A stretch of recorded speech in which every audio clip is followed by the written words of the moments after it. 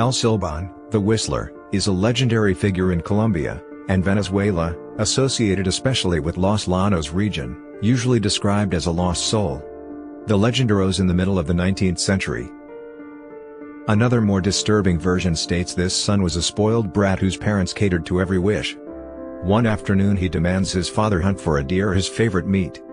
But when the father does not find a deer, and returns empty-handed, his son kills him, and cuts out his heart and liver. He then has his mother cook them for dinner. The mother, finding this meat is tough, starts to suspect something is amiss. She discovers these organs are her own husband's innards, and curses her son for eternity.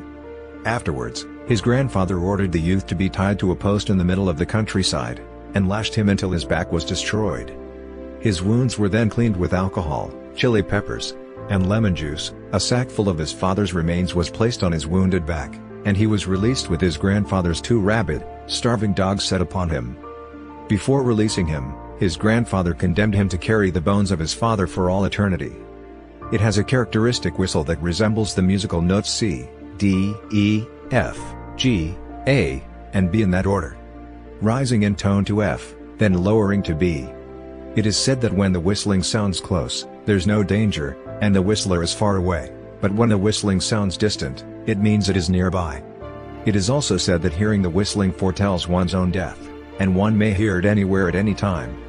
In this situation, the only thing that can save the victim is the sound of a dog barking, as it is the only thing it is afraid of, a chili, or a whip. The spirit tends to take revenge on womanizers.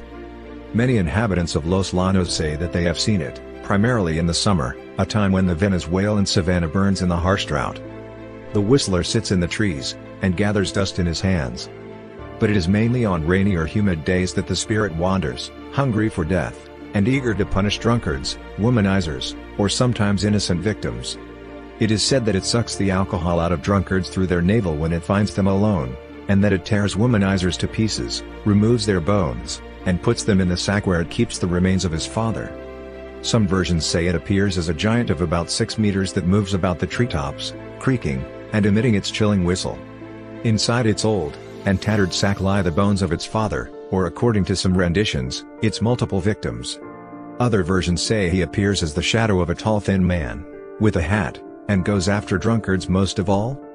They say that the whistler can appear by a house on certain nights, drop his sack on the ground, and count the bones one by one.